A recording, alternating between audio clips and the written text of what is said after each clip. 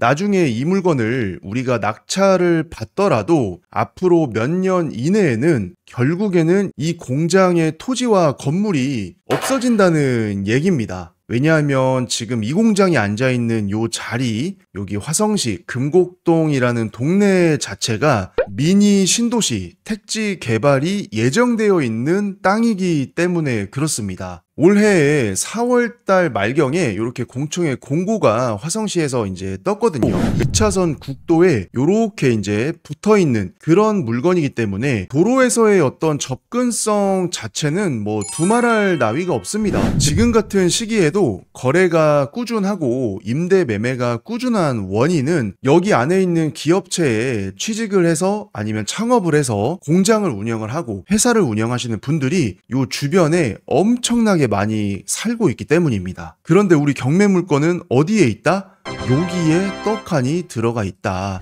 그래서 이 공장을 낙찰을 만약에 우리가 받는다라고 하면은 뭐 결과적으로 제가 이제 뭐 불법을 하셔라 이런 게 절대 아닙니다.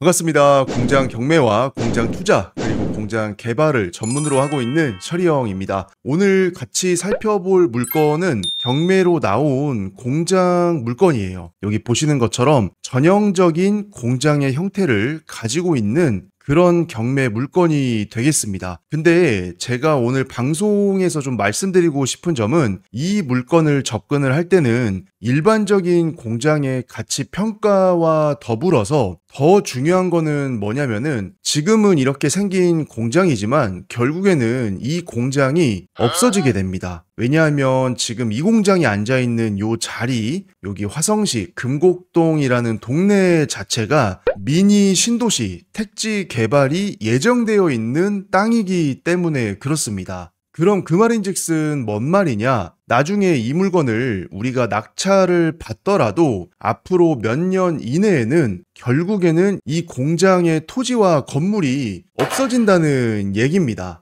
그러니까 일반적인 공장 창고 우리가 경매해가지고 낙찰 받고 내가 실사용을 한다거나 아니면 누군가한테 임대를 줘서 임대 수익을 얻으면서 나중에 매각했을 때 시세 차익까지 얻어가는 그런 투자 구조로 가게 되는 물건이 아니라는 얘기죠. 그래서 여기 경매 정보지에 나와 있는 현재 건물의 스펙이나 형태나 토지의 모양이나 마당의 활용성이나 이런 것들을 뭐 기본적으로 우리가 보기는 하겠지만 그게 절대적인 기준이 아니게 됩니다. 이 물건을 투자함에 있어서는.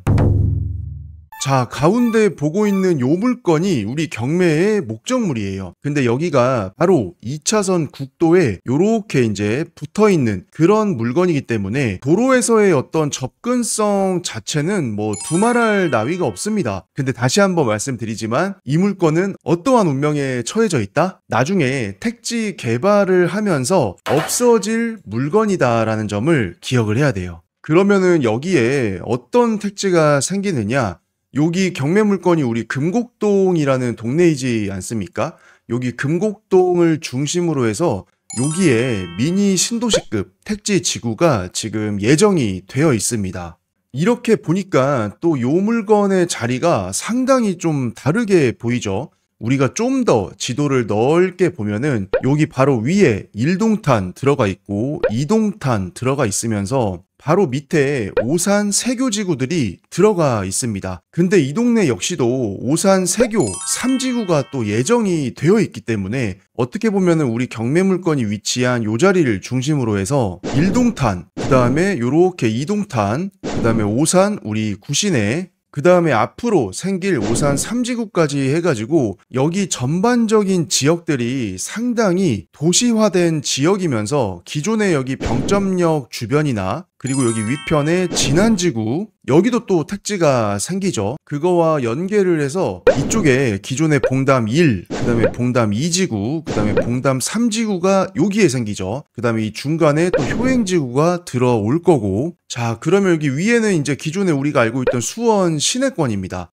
그러면 동탄 1, 2가 요렇게 들어가 있고 오산이랑 세교 지구 도시가 요렇게 들어가 있고 진안지구가 요렇게 생기고 여기에 금곡, 지구가 또 생길 거고, 기존에 또 인구 밀도가 높은 병점이 이렇게 들어가 있고, 여기에 이제 태안지구까지 있으면서 전반적으로 화면에 보시는 요 빨간색 테두리 지역들은 상당히 앞으로도 정주 인구가 많이 늘어갈 수밖에 없는 도시 지역입니다. 그래서 이거는 약간 그 변론이기는 한데, 여기 좌측 하단에 보이는 이런 지역들, 요런 지역들의 공장 창고가 상당히 많이 있지 않습니까? 지금 같은 시기에도 거래가 꾸준하고 임대 매매가 꾸준한 원인은 결국에는 이런 도시 지역에 있습니다. 여기 빨간색 도시 지역에 사람들이 많이 살고 있기 때문에 그런 수요들이 다 이런 지역으로 들어오는 거예요.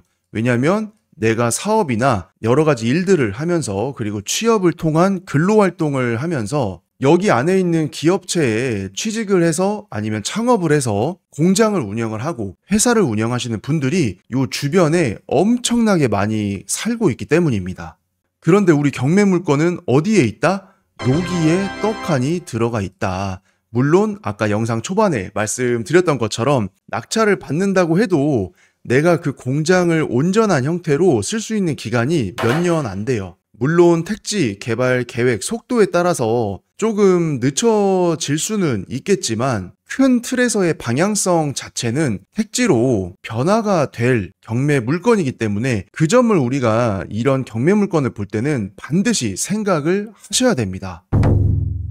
올해 4월달 말경에 이렇게 공청회 공고가 화성시에서 이제 떴거든요. 그래서 우리 여기에 금곡지구 도시개발 이거 하니까 의견을 쭉 들어보겠다, 요런 내용이에요, 쉽게 말해서. 그리고 관련해서 화성시 금곡지구 도시개발 사업 전략 환경 영향 평가 및 기후변화 영향 평가, 결국에는 이런 용역 자료들을 살펴보면 여기에서 이제 도시가 어떻게 형성이 되겠다라는 대략적인 윤곽이 상세하게 나와 있습니다. 대신 특징적인 게 우리 여기 금곡지구는 환지 방식이에요. 그래서 쉽게 말해서 수용을 해서 보상금을 받고 나가는 게 아니라 기존에 내가 땅을 이만큼을 갖고 있으면은 나중에 도시가 완성이 됐을 때 요 안에 있는 토지 중에 어떠한 곳으로 바꿔서 땅을 주겠다라는 얘기입니다. 다시 말해서 우리가 오늘의 경매 물건을 낙찰을 받게 된다 하면은 금곡 택지 지구가 완성이 됐을 때 그 택지 지구 안에 어떠한 위치의 토지를 대신 내가 받는 거예요. 이거는 수용금 받아가지고 돈으로 바꾸는 게 아니라 땅으로 바꾸는 거다. 요게 이제 또 이 물건의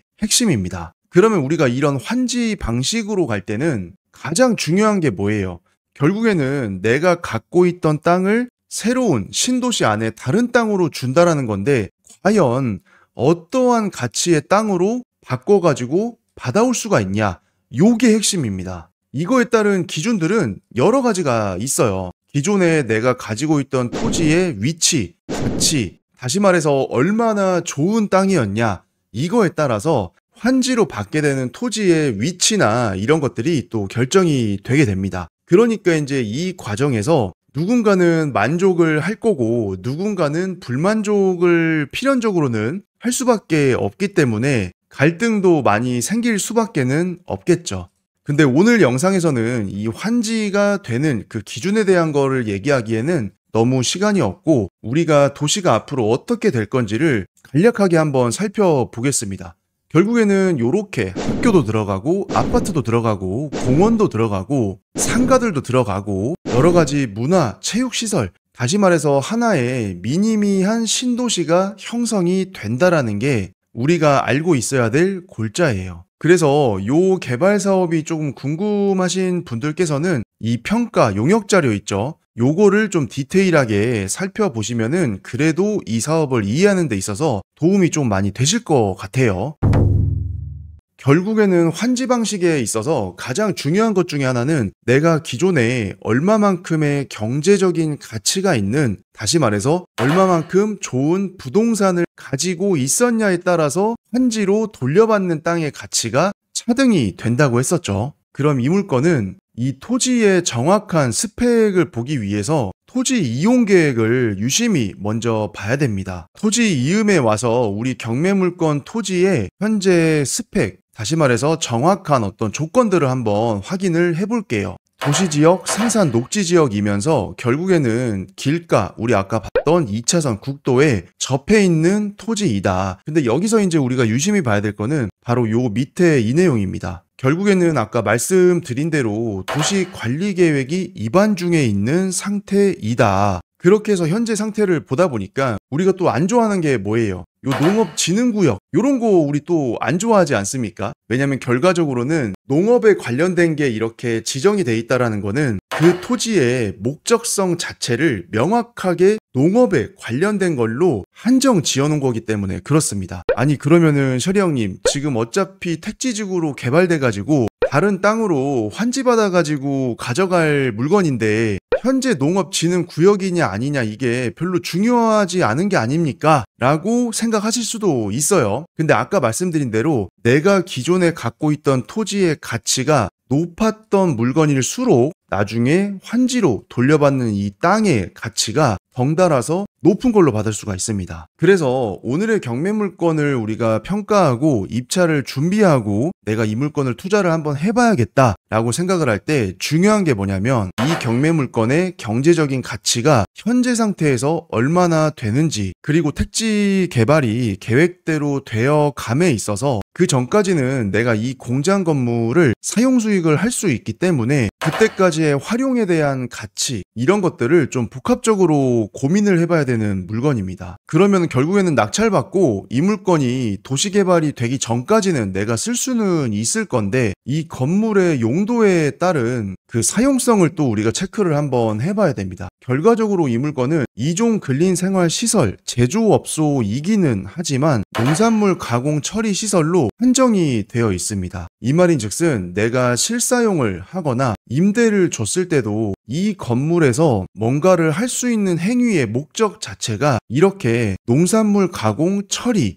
요 농업에 관련된 것만 할 수 있다라는 얘기예요. 원칙적으로는. 근데 우리가 사람이 살면서 솔직히 원칙을 좀 지키지 않는 경우들도 또 종종 있잖아요. 여기도 경매 정보지의 사진을 보면 농업에 관련된 업종이라기보다는 일반적인 우리가 많이 볼 수 있는 제조업의 형태가 들어가 있습니다. 이거는 초등학생이 와서 봐도 농산물 가공 처리와 관련된 그런 업종의 그 형태는 아닌 것 같다. 그럼 이 말인즉슨 사실 건축물의 용도 자체는 농산물 가공 처리로 한정되어 있기는 하지만 워낙 도시에서 가까운 위치이고 공장 창고에 대한 임대 수요가 워낙 많은 지역이다 보니까 이런 식으로 실제로는 제조 공간으로 쓰는 경우들도 우리가 심심치 않게 볼 수 있는 게 현실이기는 해요. 그래서 이 공장을 낙찰을 만약에 우리가 받는다라고 하면은 뭐 결과적으로 제가 이제 뭐 불법을 하셔라 이런 게 절대 아닙니다. 그게 아니고 우리가 합법과 불법적인 어떤 그런 내용들이 건축물의 용도나 땅의 용도 여기에서 범위가 정해져 있기 때문에 우리가 그 합법적인 테두리까지는 명확히를 인지를 하고 있어야 내가 이 물건을 투자를 해서 어떤 식으로 수익을 만들어 보겠다라는 명확한 기준들도 만들어갈 수가 있기 때문에 말씀을 드리는 겁니다. 마지막으로 이 물건 감정가격 대비 평당 가격이 얼마 정도 나오고 있는지 확인만 한번 해보겠습니다. 자, 13억 800만 원인데 그러면 결론적으로는 토지 면적이 대략적으로 212평 정도 되고 있기 때문에 평당 가격이 620만 원이 조금 안 되고 있습니다. 아니 셔리 형님 여기 화성시인데 공장 창고 건물 평당가가 620만 원이면은 이거 너무한 거 아니냐, 이거 너무 비싸다, 요렇게 우리가 일반적으로 느낌이 들 수도 있어요. 왜냐면은 이제까지 저랑 같이 살펴본 대부분의 공장 창고들이 300만 원대, 그 다음에 조금 저렴한 게 뭐 200 몇십만 원 요런 식의 물건들을 많이 보셨단 말이에요. 근데 신권의 620만 원 평당 가격이면은 금액만 딱 봤을 때는 헉 할 수가 있습니다. 근데 제가 하나 더 헉할 만한 거를 말씀을 드릴게요. 우리 경매 물건의 위치가 여기였죠. 근데 이 주변에 이렇게 공장 창고들이 상당히 많이 들어가 있거든요. 여기 밑에 쪽도 마찬가지고 여기에 있는 공장 창고들의 대략적인 가격을 여러분들은 알고 계시나요? 특히나 용도 지역 자체가 여기는 도시 지역이기 때문에 다 녹지 지역이에요. 그리고 우리 물건지가 들어가 있는 요쪽 약간 녹색인데 색깔이 조금 다르죠. 여기 맞은편이랑. 여기는 생산 녹지이면서 농업진흥구역에 들어가 있어요. 그럼 결국에는 여기 안쪽에 있는 요런 녹지 지역에 있는 공장 대비했을 때 여기는 농업진흥구역에 들어가 있는 물건이기 때문에 그 자체로서도 지금 제약이 많이 붙어 있는 토지인 거죠. 그런 상황에서 평당 감정가가 신권에 620만 원에 나왔습니다. 그럼 상식적으로 이렇게 농업진흥구역이 아닌 녹지지역에 있는 공장들의 가격은 우리 경매 물건보다 어떻겠습니까?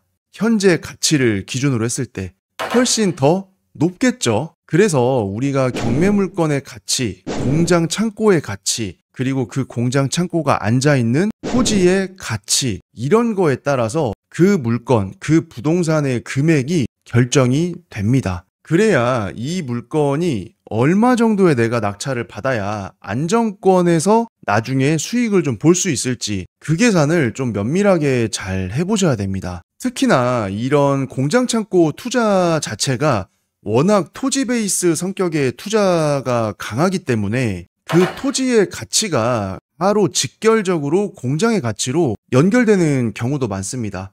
단적인 예로는 뭐 여기 앞에 있는 이런 데죠. 여기 건너편, 여기는 공업지역이기 때문에 여기 공장 창고 거래되는 금액 자체가 1,몇백만 원대부터 시작을 합니다. 그러면 솔직히 우리 경매 물건이랑 여기 공업지역에 있는 공장이랑 입지 차이가 뭐 얼마나 납니까? 동탄 1, 2, 병점, 오산, 수원 요렇게 다 도시지역을 끼고 요 안에서 위치해 있는 것들이기 때문에 입지 자체가 그렇게 멀리 떨어져 있는 땅들도 아니란 말이에요. 그럼에도 불구하고 가격 차이가 최소 2점 몇 배에서 3배 정도는 차이가 난다.